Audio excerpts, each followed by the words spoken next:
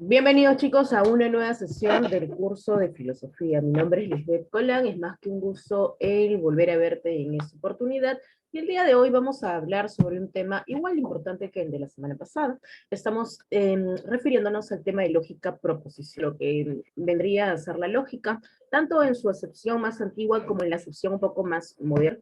Una ciencia que estudia el lenguaje natural, a ser una ciencia que intenta solamente buscar la validez formal, es decir, solamente busca esquemas universalmente válidos, como lo habíamos visto también dentro de los ejercicios que habíamos propuesto en la sesión. Bien, el día de hoy vamos a ver un poco más detenidamente qué son las proposiciones, y para ello debemos de remitirnos a sus antecedentes. De cierta manera, los antecedentes de la lógica, dijimos, nos remitían a Aristóteles, pero en realidad nos remiten incluso a lo que vendría a ser la era romana y un poco después de Aristóteles lo que vendrían a ser los estoicos. Es más, si nosotros buscamos dentro de la historia de la lógica, vamos a encontrar este personaje que es Crisipo de Solos, que va a vivir en el 279 a.C., quien había sido un destacado estoico conocido por el estudio que había realizado sobre lo que vendría a ser las proposiciones, es decir, estas oraciones que tenían la característica de ser verdaderas o falsas. En el caso de la lógica proposicional, también vamos a ver aquí una pequeña anécdota antes de seguir con ello, ¿no? A este personaje, Crisipo de Solos, se lo conoce porque cuentan por ahí las anécdotas que él se murió relativamente de risa. ¿Por qué? Por una cuestión paradójica que había descubierto y que, bueno, nadie más entendía. En el caso de la definición de la lógica proposicional, vamos a hablar acerca de esa rama de la lógica que se va a encargar únicamente del estudio de sus proposiciones, o de las proposiciones en general. Ojo, de las proposiciones en general. Es decir, de toda aquella oración que cumpla con ciertas características como la de ser una oración afirmativa, como la de tener el valor veritativo, es decir, ser verdadera o ser falsa. Ahora bien, en el caso de este estudio que vamos a realizar, vamos a hacer un pequeño énfasis dentro de lo que vendría a ser la cuestión de las relaciones y de las funciones que debe de tener toda proposición. Cuando hablo de relaciones me estoy refiriendo sobre todo a cómo va a ir expresada la información dentro de una proposición. Ya dentro de la sesión de clases habíamos visto cómo, más o menos, existían dos tipos de proposiciones. Por ahí, algunas que eran simples en la medida que expresaban una sola información, como cuando yo digo las hojas están cayendo, y otras que eran mucho más complejas, que expresaban más de una información, como cuando yo digo Juan y Pedro son ingenieros. Ahora bien, vamos entonces a ver que la diferencia, por lo que nos hemos dado cuenta, estaría pues precisamente en esos conectores, como lo dice en la parte de allá abajo. Ok, pasemos a otro punto y vamos ahora sí a ver a las proposiciones y sus características. Si yo hablo de las proposiciones y sus características, número uno, voy a tomar en consideración este enunciado. El enunciado que ya hemos también trabajado dentro de la sesión, pero que lo tenemos que recordar sí o sí. Todas las proposiciones son oraciones, pero no todas las oraciones son proposiciones. ¿Debido a qué dijimos ello? Debido a que, en efecto, solo son proposiciones aquellas oraciones que cumplen con la función de informar lo que pasa en el mundo. Una proposición es un enunciado, es una oración, sí, pero una oración objetiva, una oración que me habla a mí acerca de algo que está pasando allá afuera, en relación a algo que existe allá afuera. En el caso de las oraciones, hay una amplia gama de tipos de oraciones, como por ejemplo las oraciones imperativas, las oraciones expresivas, las oraciones desiderativas, etc. Toda aquella oración que no cumpla con la función afirmativa del lenguaje no es una proposición. Ah, pero sí es una oración. Por supuesto que sí es una oración, pero no es una proposición. Veamos aquí entonces directamente cuáles son estas características. Número uno, dice por aquí, cumplen con la función representativa u objetiva del lenguaje. Precisamente lo que habíamos mencionado. Que enuncian, afirman hechos o sucesos, eventos que ocurren. La manzana es roja, los cuerpos caen, no podría ser los unicornios vuelan, definitivamente, porque los unicornios no existen, más que aquí, no más que en mi mente. Claro, diferente sería si yo digo 2 más 2 es igual a 4. Ese sí es un enunciado, sí es una proposición. Ah, pero es matemática, no importa que sean números, sí no importa. También es un enunciado. En el lenguaje natural tenemos enunciados que tienen que ver con signos y símbolos naturales, los que conocemos y utilizamos a diario, pero en las matemáticas también tenemos un sistema de signos y símbolos, que son mucho más abstractos, por supuesto, pero sí se pueden crear proposiciones. Muy bien, si hasta aquí nos estamos entendiendo, entonces vamos a otro punto.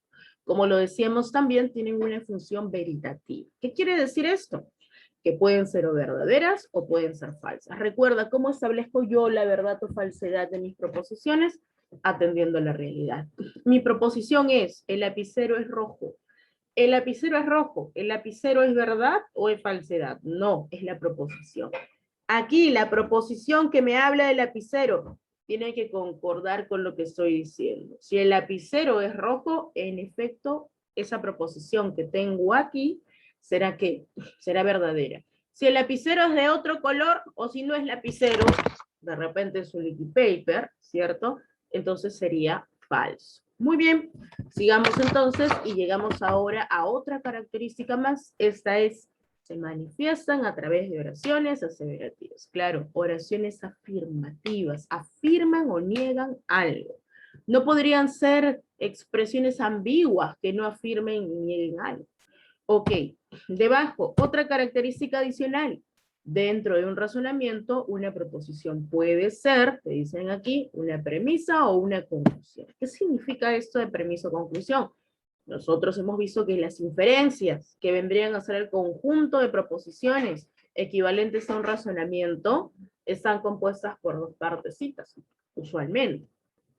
En este caso, veíamos el antecedente como el conjunto de proposiciones que iba yo a relacionar, y el consecuente vendría a ser la proposición que hace de conclusión, que se obtiene a partir del antecedente. Antecedente podría ser todos, el ejemplo más cotidiano, todos los hombres son mortales.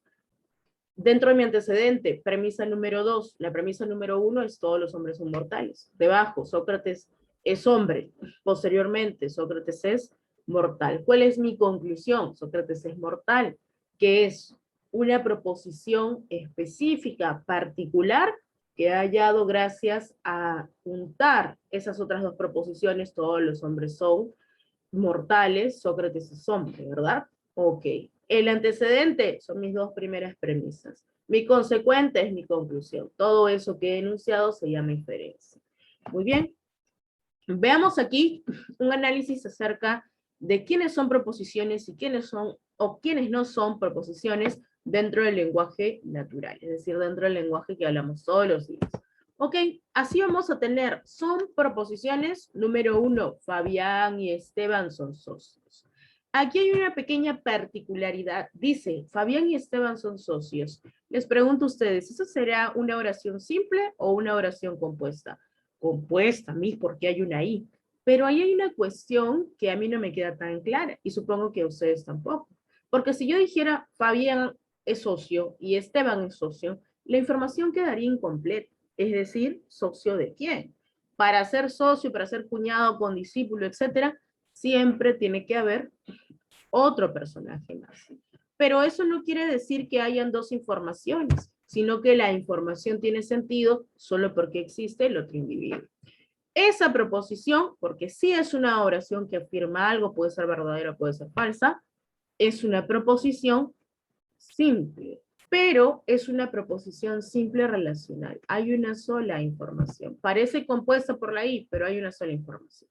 Por lo antes dicho, es decir, porque no se puede separar a Fabián y Esteban en este enunciado.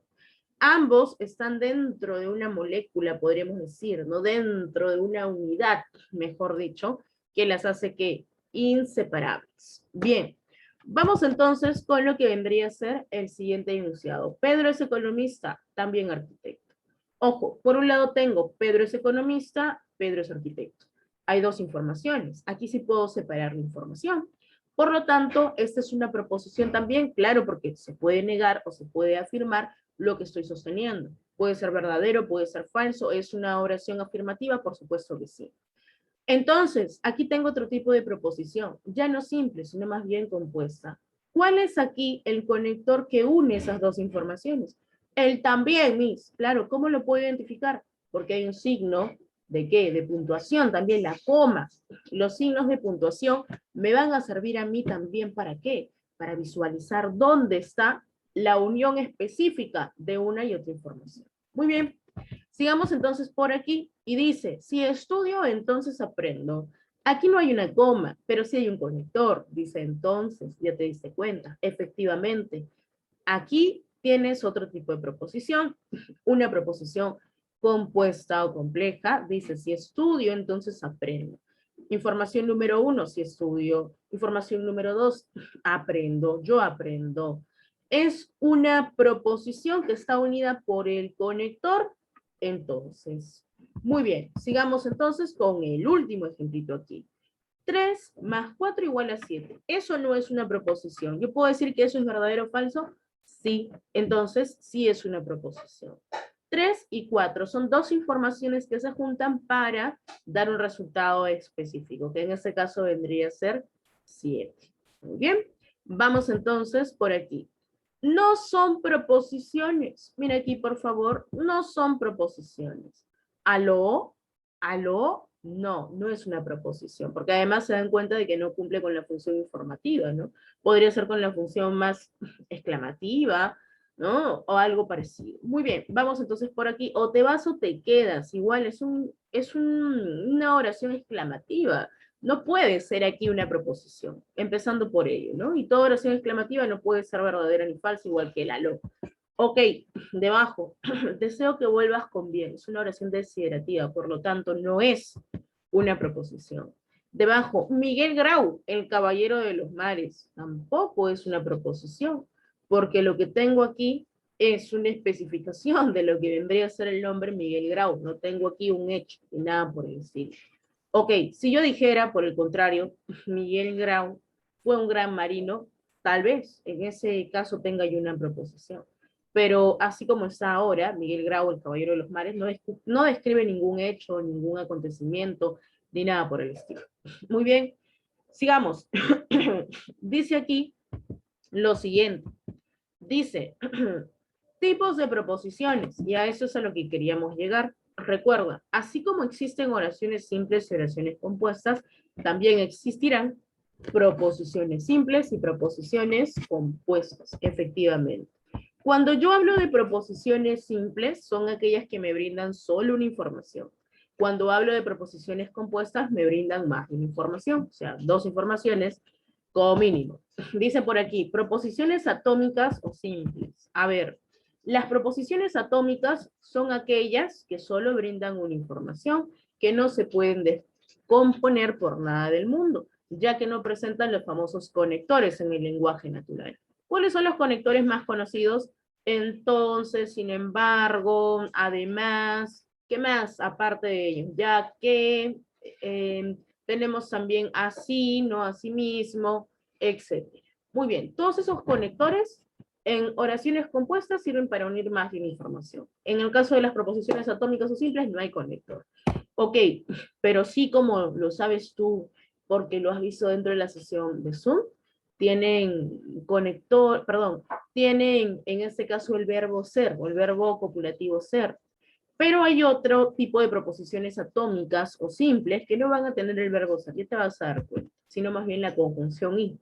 Listo, clasificación de los tipos de proposiciones, en este caso proposiciones simples. Por un lado tenemos las proposiciones simples, o atómicas, denominadas predicativas, y por otro lado tenemos las proposiciones de tipo relacionales. Primero veamos las proposiciones simples o atómicas denominadas predicativas. ¿Ya, chicos?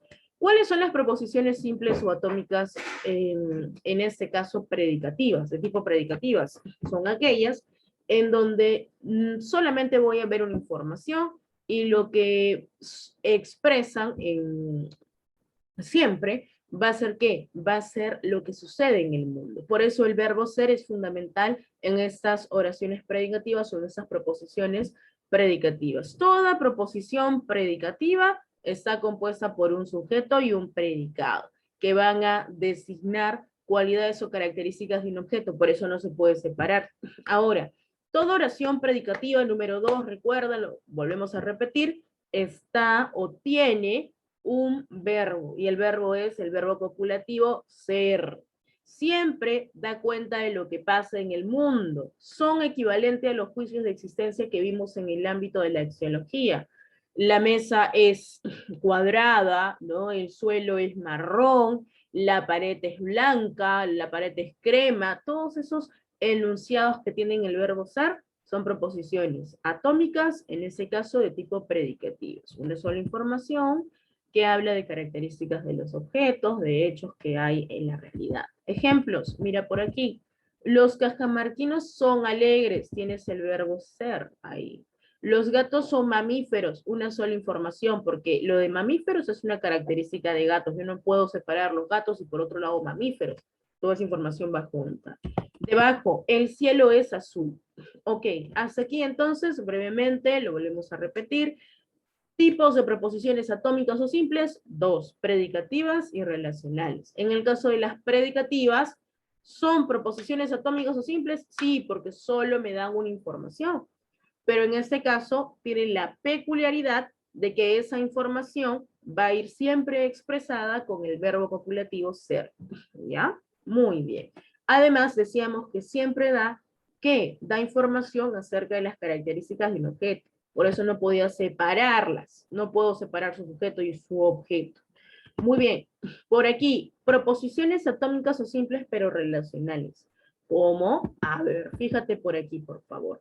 Estas proposiciones las puedes confundir con una proposición compuesta conjuntiva, es decir, con una proposición compuesta que tenga la y, enlazando dos informaciones. ¿Por qué las puedes confundir? Porque aparece la y, pero déjame decirte que no tendrías por qué confundir estas proposiciones, debido a que deberías de preguntarte para identificarlas si es que esa información que está siendo añadida por la I se puede o no se puede separar de lo que tienes antes. Si no se puede separar, estás hablando de una proposición atómica. Si se puede separar, entonces sería una proposición compuesta. Bien, veamos entonces, por aquí dice, formada por dos sujetos o más que son comparados entre sí.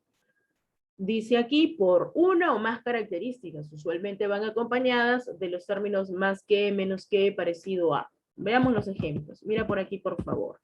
Dice, Lucho y Mari Carmen se odian. A ver, separa Lucho y separa Mari Carmen se odian. ¿A quién odia Mari Carmen? A Lucho. ¿A quién odia Lucho? A Mari Carmen. Si yo separo la información, esos enunciados ya no tienen sentido, carecen de sentido. ¿Es una sola información entonces? Sí, porque para odiarse eso tiene que ser recíproco. Diferente sería si yo digo Pablo y María, ¿son qué? Son arquitectos. O si yo digo Pablo es abogado y también ingeniero. Ahí sí podría yo separar la información, pero aquí no. Otro ejemplito más dice, la trigonometría es más compleja que la geometría. ¿Qué estoy haciendo aquí? Estoy estableciendo una comparación. Ya te vas dando cuenta. Las comparaciones entre dos sujetos, también en este caso la relación que guardan dos objetos en torno a una característica que es el odio, igual, ¿no? Es una proposición atómica, pero en este caso de tipo relacional. Ok, la trigonometría es más compleja que la geometría. Intenta separar esos dos enunciados. La trigonometría es más compleja. ¿Tiene sentido esa proposición? Definitivamente carece de sentido. Por lo tanto, no podría separar yo la trigonometría es más compleja y al costado la geometría, porque ambos sujetos, tanto la geometría como la trigonometría, están íntimamente relacionados porque por la complejidad, ¿no? Mayor o menor complejidad. Perfecto, sigamos entonces. Y dice por aquí, último enunciado, Marta es más alto que Joaquina. Marta y Joaquina se relacionan, en este caso por un enunciado comparativo, que vendría a ser más alta, ¿no? Más alta que quién es Marta, que Joaquina, más baja que quién es Joaquina, que Marta. ¿Puedo separar información? Marta es más alta que quién, no tiene sentido. En el caso de Joaquina, ¿sería más baja que quién? Bueno, tampoco, no tendría sentido. Entonces, hemos aprendido hasta aquí lo siguiente. Proposiciones atómicas o simples son esos enunciados que solamente tienen una información, que se caracterizan ¿por qué? Por no poder separar su oración, siempre tienen sujeto y predicado. Ahora, en el caso de las predicativas, ese sujeto y predicado va unido por la partícula es o ser, que es el verbo copulativo. Muestran hechos, muestran características de los objetos.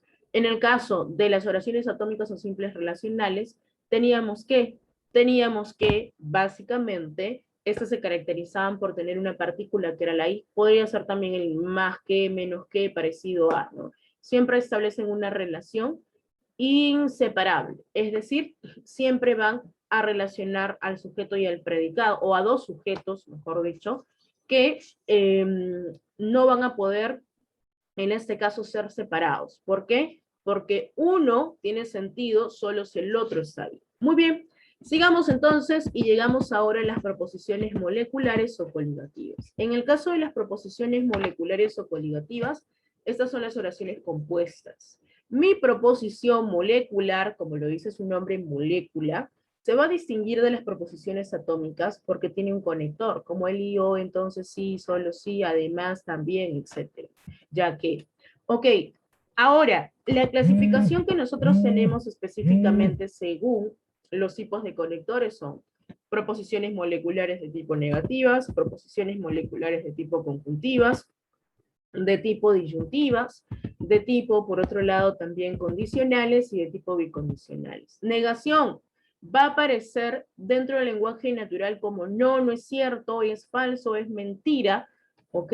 Y lo vamos a poder diferenciar de esta manera. Rocío no es menor de edad. La proposición de tipo, en este caso molecular, que tenga una negación, ojo, solo va a ser afectada en un sentido, que es hacia la derecha. En pocas palabras, cuando yo digo Rocío no es menor de edad, el no afecta a Rocío, sino solo a él es menor de edad. O sea, esta característica que estamos dando. Muy bien, debajo tenemos, es falso que el gato y el perro sean acuáticos. Me doy cuenta automáticamente que la negación sirve tanto para las oraciones simples como para las oraciones compuestas, así que hay que tener cuidado. Es falso que el perro y el gato sean acuáticos. Es falso que el perro y el gato sean acuáticos. ¿Qué estoy negando? El perro y el gato son acuáticos. Ok, aquí sí niego todo. Miren, la negación afecta solo hacia el lado derecho, pero en este caso, como hay una i, afecta toda la proposición. Ok, veamos la conjunción. Y aquí vamos a ver que en el lenguaje natural encontramos la conjunción como una i, sí, como una i. También puede ser el pero, además, también, ¿ya, chicos? Siempre añaden información. El ejemplo lo tienes por aquí. Eli y Juan son bomberos. Eli y Juan son bomberos. O sea, Eli es bombero y también Juan es bombero. ¿Ya, chicos? En el caso del siguiente ejemplo tienes, el diamante es un metal precioso y escaso. El diamante es precioso y el diamante también es escaso. ¿Se pueden separar las informaciones? Sí. ¿Por qué están unidas? Por el i, que añade información. Ok, último ejemplo. Pedro trabaja, también estudia. Ese también, ojo, es un también que añade información, que me quiere decir Pedro trabaja y Pedro estudia. En el caso de Pedro trabaja, Pedro estudia, ¿lo puedo separar? Sí, proposición molecular también, pero en este caso conjuntivo, porque está la I como conector. Siguiente disyunción, tienen por aquí, su conectiva es la O U, brindan la posibilidad de elegir entre dos cosas, salvo si las oposiciones son excluyentes. En la disyunción tenemos dos tipos de disyunciones, disyunción fuerte o débil, en pocas palabras, disyunción excluyente o disyunción de tipo incluyente. La excluyente, por ejemplo, o estás vivo o estás muerto. Aquí hay una oposición totalmente contradictoria, no puedo hacer nada contrario, elijo uno nada más. Pero en el caso de otras proposiciones de tipo disyuntivas podría tener, ¿no? O me pongo un polo o me pongo un vivirí, ¿no? Aquí no hay una oposición tan grande, podría elegir cualquiera de estas dos prendas sin ningún problema. Las disyunciones fuertes o las disyunciones exclusivas, entonces, son dos polos totalmente opuestos. En el caso de las inclusivas, son posibilidades, pero que no son totalmente opuestas. Sigamos entonces con los ejemplos. Dice por aquí, Disyunción excluyente, o estás vivo, estás muerto, estás vivo. Muy bien. Siguiente. Disyunción incluyente, dice por aquí, Víctor es tío o es sobrino. Claro, el hecho de que Víctor sea tío no implica que no pueda ser sobrino, ¿no? Sobrino de otra persona, obviamente. Condicional, chicos, dice, se expresa por los términos entonces, porque, ya que, en consecuencia, etcétera. Expresan una relación de tipo causa y también de tipo efecto, es decir, antecedente y consecuente. Ejemplos, dice por aquí, condicional directo. Mucho ojito, porque algunas veces la causa y la consecuencia no van en orden. Algunas veces tenemos primero la causa o algunas veces tenemos después la causa. Si la causa aparece en el orden correcto, causa-consecuencia, estamos hablando de un condicional directo. Si aparece al revés, o sea, primero la consecuencia y luego la causa, estamos hablando de un condicional inverso. Ejemplo, si estudio, entonces aprendo. Claro, si estudio, solo si estudio, aprendo. Siguiente ejemplo, condicional indirecto, será condenado, es culpable. Solo si es culpable será condenado, sí, pero aquí está al revés, ¿no? La condena viene después de la culpa, ¿no? De la demostración de la culpabilidad. Por lo tanto, aquí tenemos una condicional sí, pero al revés. Muy bien. Lo último, bicondicional, ¿qué expresa? Se expresa por los términos en el lenguaje natural de sí, solo sí. Marcan aquí una doble condición, ¿no? Por ejemplo, sale sí o sí, sí, solo sí, has ordenado tu cuarto. Dice por aquí, César corre sí, solo sí, quiere llegar a la meta. Debajo, Marcelo se bañará cuando y solo cuando lo dejen salir. Sí, el cuando y solo cuando también es otra marca de bicondicional. Perfecto, chicos, vamos a ponernos a prueba rápidamente. Identificamos nuestras proposiciones moleculares, nuestras proposiciones atómicas. A ver, primer ejemplito, dice por aquí, es fundamentalista y solo sí es talibán, ¿ok? Es fundamentalista, sí, solo sí es talibán. Sí, solo sí es el conector que está uniendo las dos informaciones. Entonces, ya tengo, es una proposición de tipo atómico molecular. Molecular, Miss, muy bien. Sí, efectivamente, es una molecular, pero al mismo tiempo es una bicondicional. Un ejemplito más.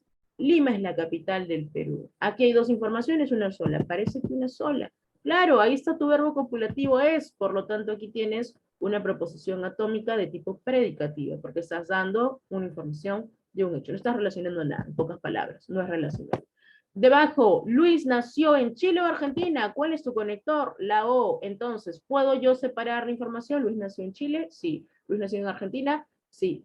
O es en este caso el conector, por lo tanto es molecular de tipo disyuntivo, ¿cierto? En este caso una disyuntiva fuerte o excluyente. Claro, no puede haber nacido en Chile y en Argentina al mismo tiempo. Diferente sería si es que me dicen tiene la nacionalidad chilena o argentina. ¿Ya, chicos? Muy bien.